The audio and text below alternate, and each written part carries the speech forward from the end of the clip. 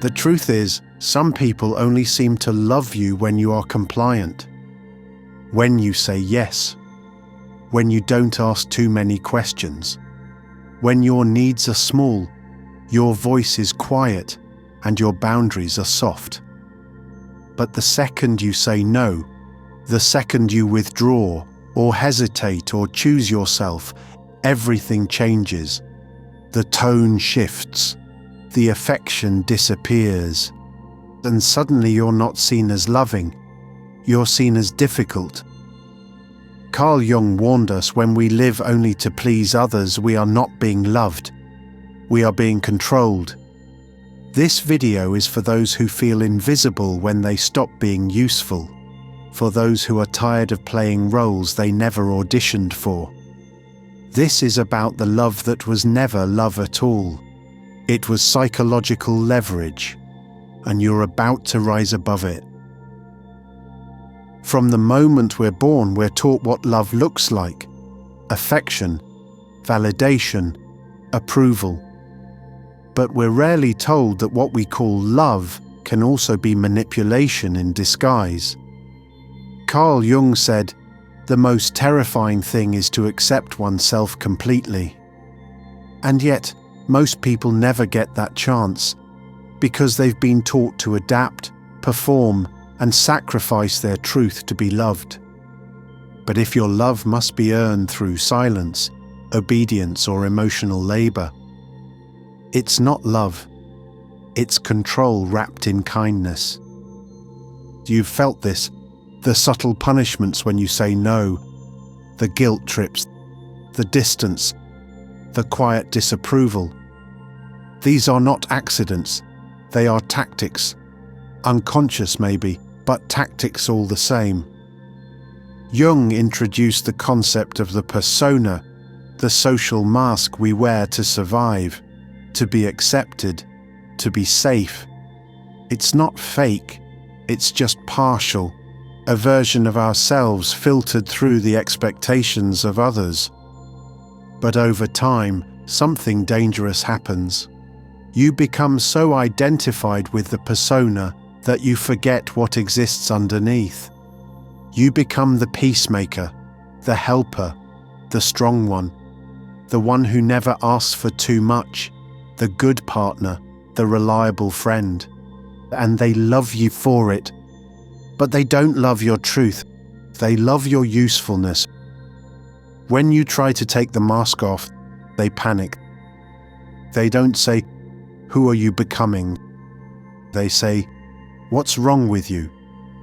Because now they can't access the version of you that served their comfort. And this is where the mask becomes a prison. Jung believed that the unconscious drives most of our behavior, especially when we pretend otherwise. People who control others rarely admit to themselves that they're doing it. Instead, they wrap their control in emotional stories. "I'm just worried about you. I didn't mean to hurt you. You're too sensitive. After everything I've done for you." Sound familiar? Control doesn't always look like domination. Sometimes it looks like overprotection, smothering, guilt, silent treatment, conditional warmth. And here's the cruel truth. Many people don't want a partner, a friend, or a sibling. They want a mirror, someone who reflects back only what they already believe. But the moment you act out of alignment with their image of you, you become a threat. Not because you've changed, but because now you are unpredictable. And what cannot be predicted cannot be controlled. There's a reason you keep saying yes when you want to say no. There's a reason you respond to every message, attend every event, absorb every guilt trip, because deep down you've been trained, not consciously but psychologically, to believe that your value comes from being accessible. Carl Jung saw this as a symptom of a deeper wound, the abandonment of the self. When you live in constant reaction to others' emotions, you lose touch with your own. When you abandon your anger to keep peace, you erode your boundaries. When you avoid conflict to keep others comfortable, you silently declare your own discomfort irrelevant. This is not compassion, this is emotional self-erasure. And those who benefit from your compliance will never tell you to stop. Why would they? Your silence is their convenience. Here's the moment that changes everything. You stop chasing, you stop explaining, you stop being so available, you stop being predictable, and then it begins. They say you've changed. They accuse you of being cold, distant, selfish, arrogant. But what they're really saying is, you're no longer under my control. Carl Jung believed that when you reclaim your energy, when you stop letting others siphon your emotional fuel, you trigger a collapse. Not in yourself, but in them, because they are no longer relating to you. They are relating to the version of you that existed solely to make them feel safe, validated, needed, powerful. And now that version is gone. You haven't betrayed them. You've betrayed the illusion they had about you. And for those addicted to control, that is unforgivable. This is where Jung's idea of individuation comes in. It is the process of becoming whole, not perfect but integrated, where your light and your shadow no longer fight, they merge.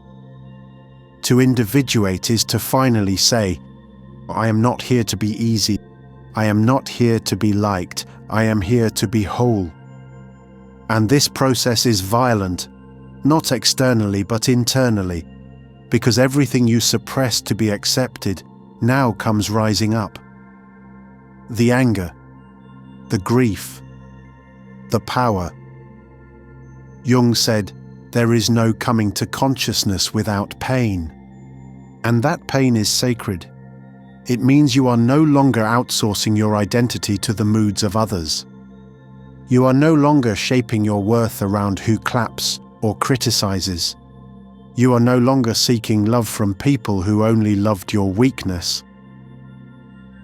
Once you step into your own center, truly inhabit yourself, a strange thing happens. People begin to fall away. Not because you pushed them, but because they can no longer find the hook. You don't react the same way. You don't justify everything. You don't say yes when your soul screams no. You've become unclear to them. And that's terrifying. You used to be their emotional emergency button, their comfort zone, their therapist, their savior, their scapegoat. Now you're just you, and they don't know what to do with that. So let's call it what it is. You weren't loved. You were managed. Trained to be nice. Trained to comply. Trained to please. But Carl Jung didn't teach us how to be palatable. He taught us how to be free. You don't need to be cruel, you need to be clear.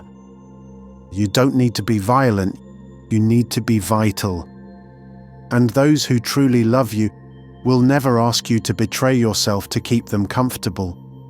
If you can relate to this message, click the subscribe button and subscribe to this channel. Thank you for your support. There's an unspoken cost of the false peace you've been maintaining. On the surface, things appear calm, harmonious. But beneath the calm, something dark is growing. Every suppressed truth, every swallowed objection, every ignored boundary feeds a quiet resentment. A resentment not just toward others, but toward yourself. Carl Jung warned that whatever is rejected from the self appears in the world as an event. Your silence, your suppression, it never vanishes. It returns disguised as anxiety, depression, fatigue. It manifests in your health, in your dreams, in your relationships. You're not avoiding conflict, you're internalizing it. Take a moment now to observe your patterns clearly. Who do you fear disappointing most? Whose criticism terrifies you? Who benefits most from your weakness? Whose approval have you placed above your own peace? Notice these patterns without judgment.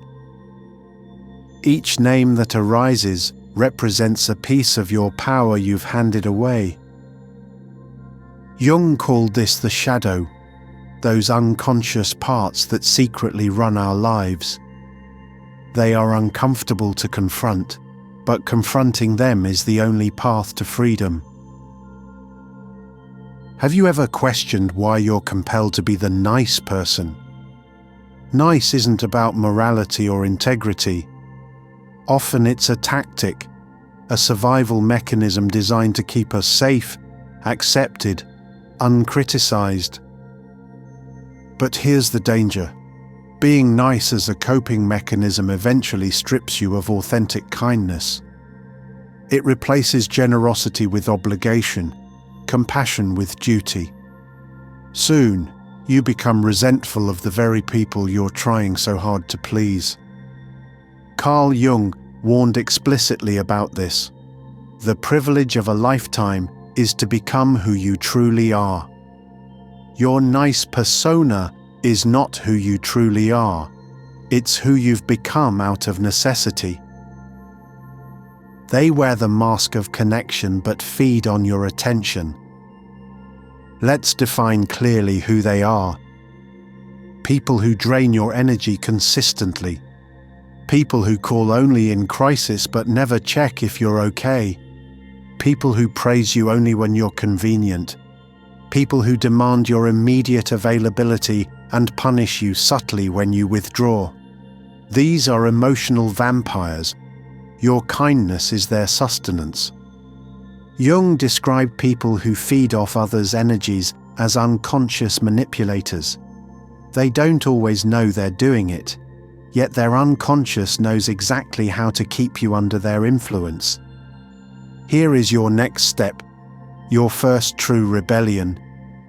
Set boundaries, but not gentle ones. Firm, radical, non-negotiable boundaries. Say no clearly without apologies.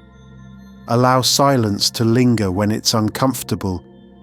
Decline invitations that feel obligatory. Withdraw your emotional availability from those who exploit it. Boundaries aren't cruel. They're clarity. They're the declaration that your energy, your peace, your emotional health is no longer negotiable. At first, this process will isolate you. When you stop playing roles, people accustomed to your compliance feel abandoned. They'll accuse you of being selfish. They'll claim you've changed. Let them. Carl Jung explained this loneliness as the necessary condition for true individuation. It isn't pleasant, but it's essential. Remember, isolation from manipulative dynamics isn't punishment, it's liberation. Now comes the moment of true choice. Return to comfort, pleasing, compliance, or choose the unknown territory of authenticity. The choice seems simple, but it's terrifying. It requires you to surrender the approval of those whose validation kept you safe but small. But ask yourself honestly, what's scarier, losing them or losing yourself? The ultimate test of self-ownership is the willingness to be misunderstood. People will label your silence as arrogance, your strength as stubbornness, your clarity as hostility.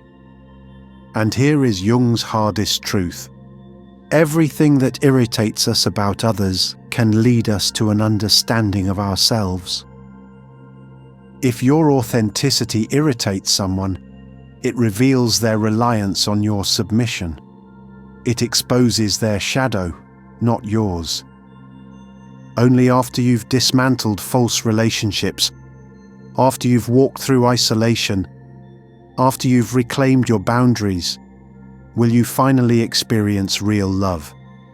Because real love doesn't ask you to abandon yourself. Real love celebrates your boundaries. Real love thrives on mutual respect, not manipulation. Real love is clear-eyed, courageous, truthful. You've always known deep inside you deserve better. Better than conditional affection, better than manipulative dynamics, better than silencing your voice to keep false peace. Now finally you understand Jung's deepest teaching. You were never here to be loved by everyone. You were here to be fully yourself. And the people who truly love you won't love you for your compliance. They will love you for your truth. The cycle you've been trapped in didn't start overnight. It formed over years, slowly eroding your inner authority. The pattern goes like this. Compliance leads to praise. Praise reinforces compliance. Compliance eventually becomes a silent expectation. Over time, your identity merges so thoroughly with others' approval that stepping outside the pattern seems unimaginable. Breaking free from this cycle isn't just uncomfortable, it's terrifying. But the discomfort is proof you're moving toward freedom. Carl Jung explained this clearly. Man cannot stand a meaningless life, and this meaningless compliance is what you've been enduring. Your soul demands freedom, even if your ego fears it. Every relationship you've experienced, especially the difficult ones, has something profound to teach about your own shadow. The shadow is not your enemy. It's the repressed aspects of yourself you've disowned out of fear. Jung famously said, "Until you make the unconscious conscious, it will direct your life, and you will call it fate." Ask yourself, who are the people who trigger you the most? What qualities in them disturb you deeply? These triggers are mirrors reflecting hidden aspects of yourself, parts of you seeking integration, acknowledgement, and healing. Every manipulative dynamic you've participated in has shown you exactly what you've abandoned within yourself. It's not comfortable to face this, but confronting it is the path out. Your voice is not merely words. It's your truth, your authenticity, your boundary. Reclaiming your voice doesn't mean constant confrontation. It means clarity. It means saying exactly what you mean, even when your voice shakes. This reclamation process might begin quietly, saying no, gently yet firmly, refusing to explain every decision you make, ending conversations that drain your energy. Soon you'll notice something remarkable. When you reclaim your voice, manipulative people begin to fade away. Not because you push them, but because clarity creates discomfort for those who thrive in ambiguity. Jung spoke often of the self with a capital S, your true center, your authentic core. Living from your center is a radical act. It means no longer living from reaction, but from choice. You begin asking deeper questions. Do I truly want this, or is it expected? Is this relationship nourishing or draining? Am I speaking my truth or just saying what others want to hear? When you consistently return to your center, external validation becomes less important, less enticing. You start experiencing life from a place of genuine power, not fragile approval. Understand clearly, resistance to your growth doesn't reflect your mistakes, it reveals their insecurities. When you grow, others feel exposed. Your change highlights their stagnation. Your strength underscores their dependency. Jung stated explicitly, every form of addiction is bad no matter whether the narcotic be alcohol, morphine, or idealism. For others, your predictability has become their addiction. They resist your change because it's breaking their comfort. Your evolution disrupts their emotional economy, but this disruption isn't your responsibility to manage, it's theirs to confront. A necessary step in reclaiming your authenticity is grieving relationships built on compliance. Yes, grief. You've invested your heart, your energy, your identity into connections that might vanish once you stop playing your assigned role. Letting go of these relationships is painful, but that pain is proof of your courage. Grief isn't weakness, it's emotional honesty.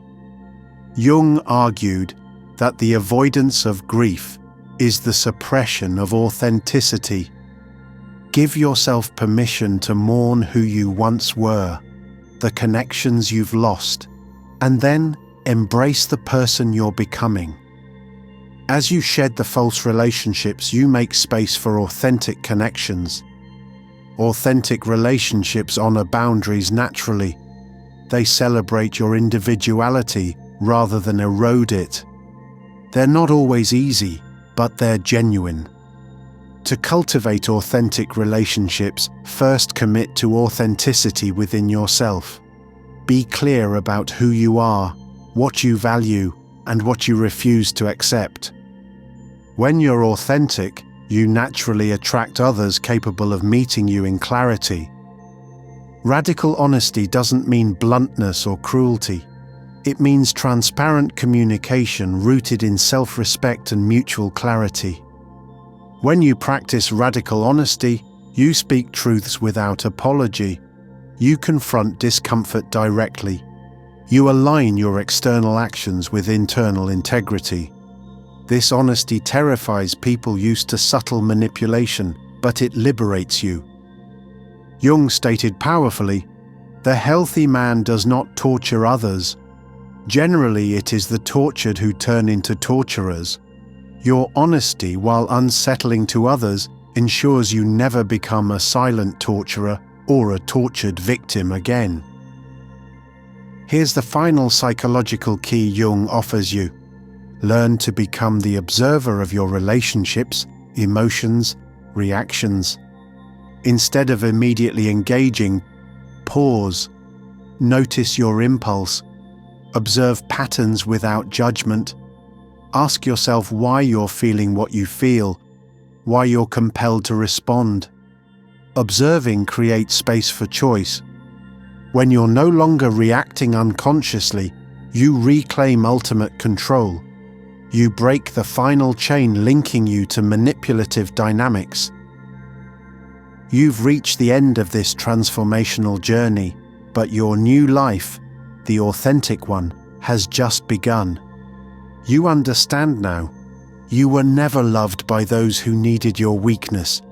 You were never respected by those who demanded your silence. You were never free until you chose your boundaries over their approval. Carl Jung's teachings invite you to a courageous life, a life of conscious choices rather than unconscious compliance. This is your moment. Take it. Claim it. You deserve authenticity, clarity, respect, and genuine love. And now you finally know how to achieve it. Declare your choice boldly below in the comments. I am no longer available for manipulation. I choose authenticity. At the core of Jung's teachings lies the powerful idea of emotional sovereignty, the understanding that you alone control your emotional state. It's time to truly internalize this. You are not responsible for the reactions, emotions, or happiness of others. Yet, you've spent your life feeling otherwise, believing that keeping others comfortable, happy, or unthreatened was your responsibility. When you embrace emotional sovereignty, You clearly separate your emotional landscape from the expectations of others. You're compassionate, yes, but never again at the cost of your own peace. This shift might provoke resistance, but the resistance signals your growing power. Emotional sovereignty is your shield, your right, your birthright. You've spent years mastering the subtle art of pleasing others, anticipating needs, predicting reactions, soothing anxieties. It felt like kindness, but it was deeper. It was survival. Now it's time to move beyond survival into true living. People-pleasing doesn't make you morally superior. It makes you predictable and manipulable. Jung stated clearly, people will do anything, no matter how absurd, in order to avoid facing their own souls. You've helped others avoid their shadows by sacrificing your own. Stepping away from people-pleasing might feel foreign at first, yet each step reinforces your self-worth, your authenticity, your autonomy. You become the author of your life, not a footnote in someone else's. Initially, your journey into authenticity might require periods of solitude. Solitude, Jung taught, isn't punishment, it's the healing space for self-discovery. Away from external influences, expectations and pressures, your true self emerges. This solitude is where you relearn your desires, reclaim your dreams, and reconnect with your intuition. It's not a lonely exile, it's sacred space for growth. Cherish it. Visualize clearly your life after breaking free from manipulative dynamics, relationships built on mutual respect, boundaries honored effortlessly, interactions free of subtle manipulations or hidden agendas, a sense of emotional ease and inner peace. This life isn't fantasy, it's what awaits you as you courageously apply Jung's insights. The more clearly you visualize this future, the more powerfully you align your present actions with your desired reality. You've embarked on a transformative journey of understanding, confronting painful truths, reclaiming lost power, and stepping courageously into authenticity. Carl Jung's teachings have illuminated your path. You see now clearly the subtle dynamics of manipulation. You understand your shadow, your persona, your unconscious patterns. You recognize your worth, your voice, your emotional sovereignty. Today marks your rebirth, not into perfection, but into profound clarity. From this moment, your truth guides your actions. From this moment, authenticity defines your relationships. From this moment, you belong fully to yourself. Subscribe to affirm your commitment and prepare yourself. Your real life has finally begun.